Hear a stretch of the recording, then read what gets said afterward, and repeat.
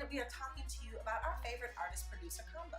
Yes, now I don't know, some of you guys may just not know this, but there have been some great, and I mean amazing matchups when it comes to producers and artists. And they have made music, sometimes whole albums, sometimes series of albums together. And you can hear their sound evolve together. I feel like we're gonna fight over some of these, but okay. Okay, fine. I'll let you go first. If you take mine, I swear I'm gonna fight you. Brandy. I knew it! That was one of mine, but yes. Okay, so for a while. Yeah, I don't even know how many, but for a while, her and Darkchild were units. They were time. Oh my gosh, guys, go to early Brandy. I think up until Never Say Never. Yeah, Never Say Never. Full Moon. Yes. Not the one before it. Me? No. Aphrodisiac? I don't think that was a. That no, Aphrodisiac was a bunch of people. After that, it was a bunch of people. Yeah, okay, so the evolution of it is Full Moon. No, because there's the one that she has Piano Man on. I know, but that Human had a bunch of people produce on that. Oh, okay. So the evolution of it is really on Full Moon, but definitely on Never Say Never and on Full Moon. Her and Darkchild they have a connection. The synergy. He knows how to play for her. He knows the type of beats that she sounds the best and she knows how to sing for him. She puts it down. Yes. The girl can sing. We all know that Brandy can sing, but the way that her and Darkchild come together and make beautiful music, I am praying, because we know Brandy is always sometimes maybe in the studio, thinking about coming back together. And I just hope her and Darkchild have just mended the fences. I don't know what happened, but just give us an album together. I believe she wanted to branch out and work with other people because they'd had 2 successful albums together. So I think she was just trying to try some new things. And never tried new things. Sorry. Oh, I was going to say, although he's a controversial pick at present, Michael and Quincey.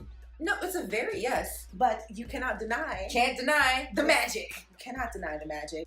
As you all know, my favorite Michael album is Off the Wall. Them boys. Woo! The sound. Just the sounds, just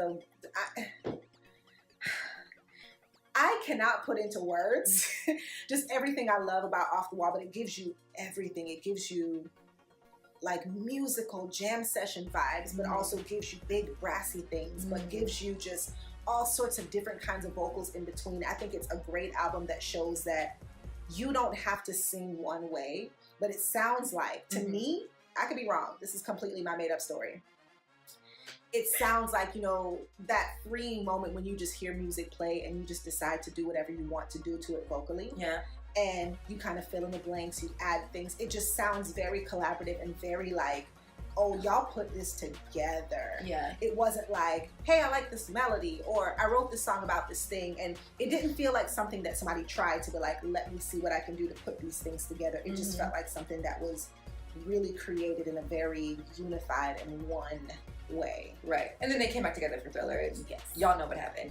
Yes. And if you watch Quincey, the documentary, he does talk about it and how amazing that time was as well. I can't even imagine just, you know what, I'm not going to do this. Okay. We're not going to get into Quincey Jones. We're just not. No. For me, it's a kind of a 3. Justin Timberlake, yes, Pharrell, and Timbaland, because he likes both of them. Yeah. Apparently, Justin thinks he's from Virginia because of the way he collabs with them too. Yes. But him and Pharrell and him and Timbaland have given us amazing collaborative efforts, guys. From his first album, Justin was like, I like these guys. Yes. And we rolling together. And I believe he has moments with both of them and all of them, because he knows what works for him. Yes, that relationship, especially with Tim and Justin, feels very Michael and Quincy-esque to me. I feel like they're best friends in my head, and I don't even know if they really rock together like that. But when they come together, Tim be playing with the babies. Got to. The way the music comes together, it just feels so much like a synergy that you're just like.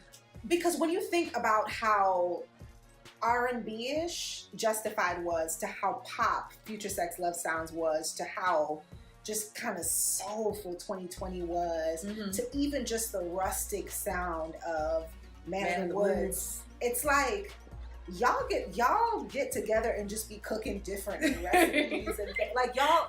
It's wild because it's like they're all so different. They are. To have come from the same people. Right. It is incredible. The way their minds flow together, the way that they really just thought through these certain things. Because the sounds, some of the sounds, like him and Tim are very Timberland sounds, but the way that Justin comes in together and they make these beautiful moments that are like very much them too, very much makes sense. Even him, Pharrell, them too, very much makes sense. It's just always it's always a good time. Yeah, I think Pharrell is good at doing that with honestly anybody he works with. I don't think that there's been a time ever that I've heard a Pharrell beat that sounded like, wow, what are we doing over here? I mean, there are some second tier Pharrell beats. Oh yes, definitely. We're not saying that they're all amazing, but what I'm saying is that I've never heard him in a situation to be like, get over here. Pharrell brings joy to a track. I will definitely tell you that. He brings a lightness to things. Even on heavy beats, he just brings a lightness. Yeah, because I was going to say that the most out there was him and Britney, but I remember at the time that being a moment. Mm-hmm. So. Yeah, that was mine. Let me think. Because I was definitely going to touch on them next. Timberland has so many producer relationships with so many people. Tim and Aaliyah was going to be my next one. Because I'm like, Tim and Missy. Like.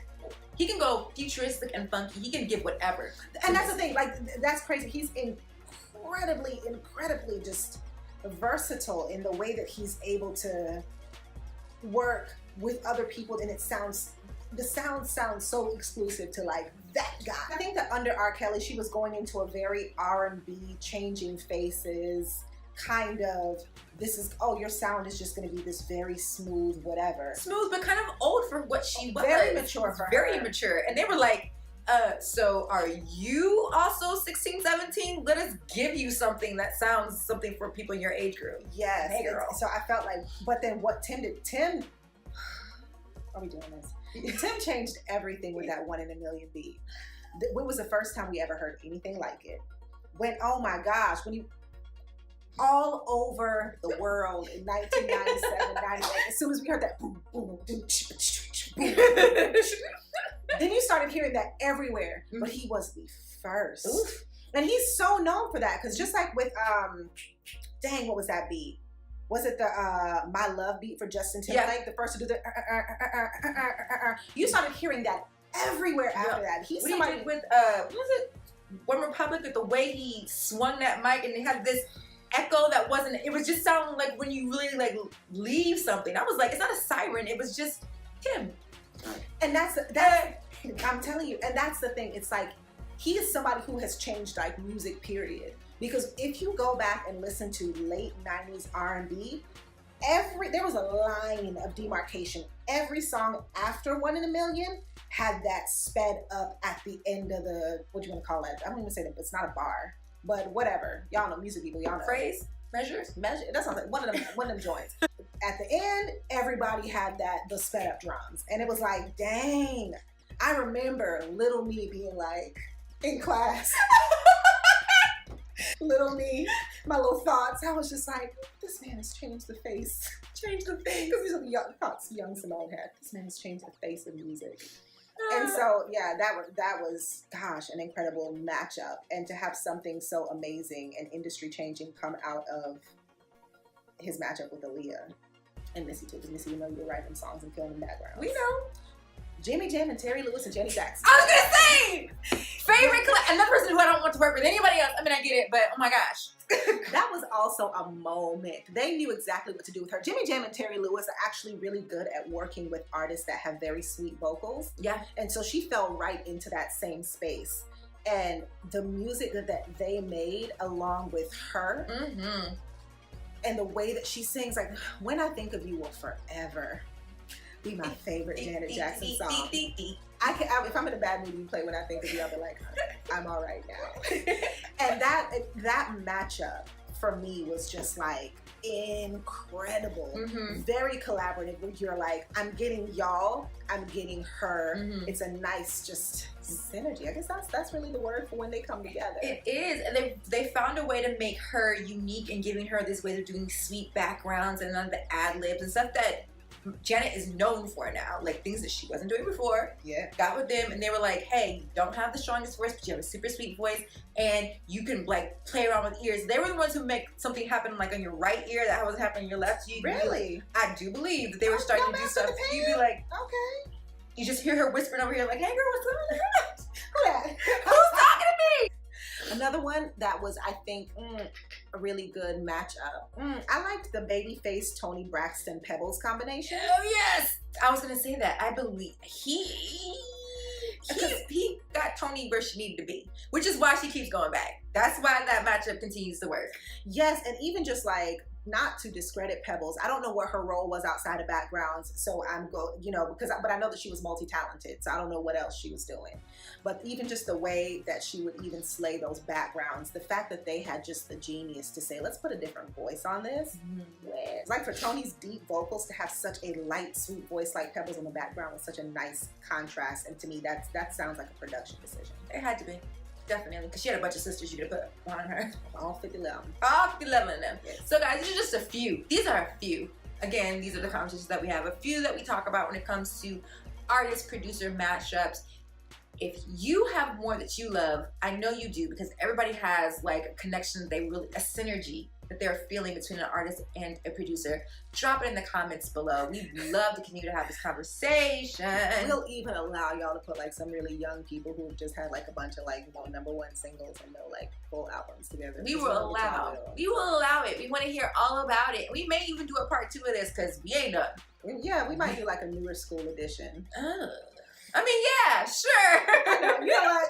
It's so funny because I'm making a face and she's like, ugh. So you know what? Maybe not.